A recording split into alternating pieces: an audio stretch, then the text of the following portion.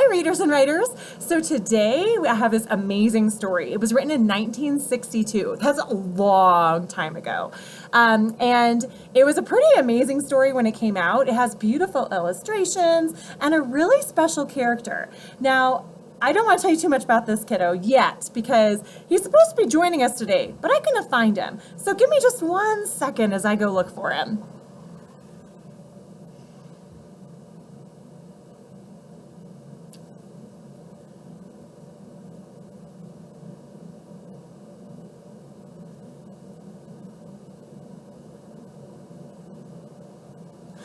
I can't seem to find him anywhere. Did you guys see him? He went that way? Okay, let me see if I can find him over there.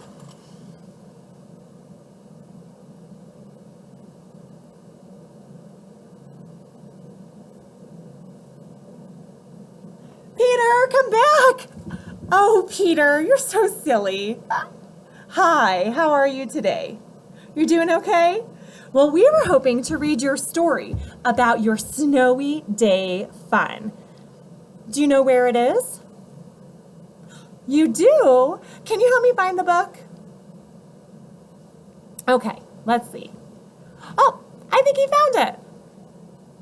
There it is. All right. So this story is called The Snowy Day by Ezra Jack Keats. You said you found something else too? Peter, what else did you find? You found a friend? Who'd you find? Oh, look at that. It's Summer the squirrel. Yes, that's right, Peter. Summer helps us think about the sequence of a story. Oh, really? So Summer says that she is here to help us so we can think about what Peter did first, then what happened, and last, all the things that happen in the book. Okay, so as we read our story, think about Peter and think about Summer and the order of the story. Now, Peter, before we read, do you know why you're such an important character? You do? Can you tell us? That's right, Peter.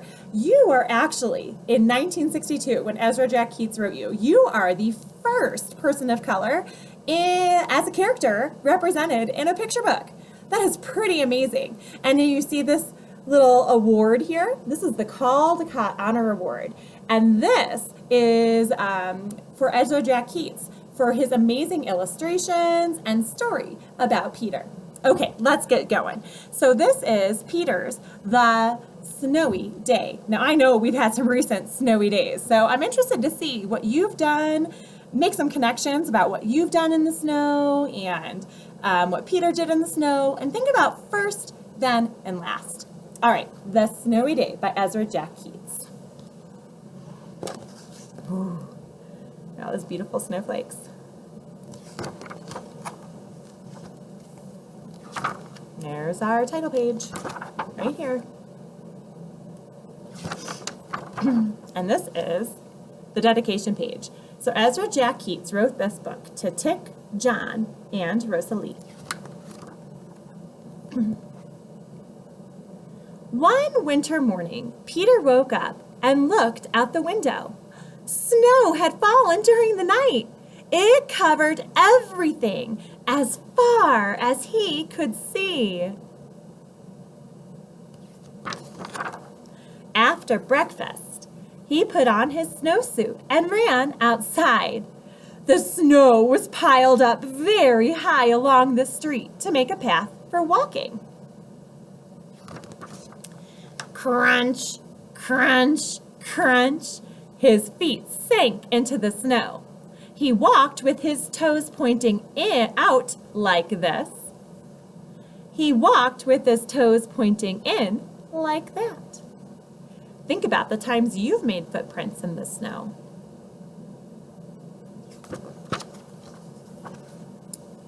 Then he dragged his feet slowly to make tracks. And he found something sticking out of the snow that made a new track.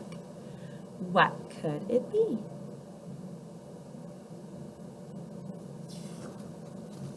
It was a stick. A stick that was just right for smacking a snow-covered tree. Oh no, Peter, what are you doing? If you smack a snow-covered tree with a stick, what's going to happen?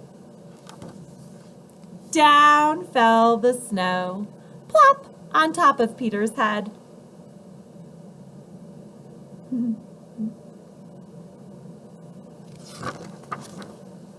He thought it would be fun to join the big boys in their snowball fight. But he knew he wasn't old enough. Not yet. So he made a smiling snowman, and he made angels. He pretended he was a mountain climber. He climbed up a great, big, tall, heaping mountain of snow and slid all the way down. He picked up a handful of snow and another and still another. He packed it round and firm and put the snowball in his pocket for tomorrow. Then he went into his warm house. Peter did a lot outside. He made footprints. He smacked a tree with a stick. He tried to play a snowball fight. He slid down a mountain. Now he's making a snowball. Well, he told his mother all about his adventures while she took off his wet socks. Remember, he has that snowball in his pocket.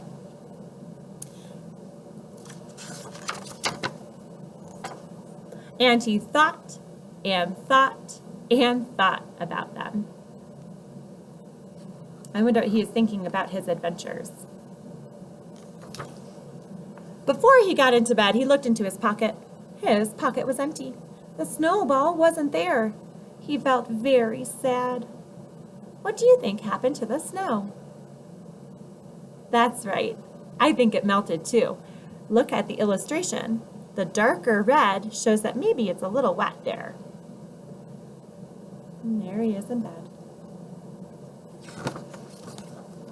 While he slept, he dreamed that the sun had melted all the snow away. But when he woke up, his dream was gone. The snow was still everywhere. New snow was falling.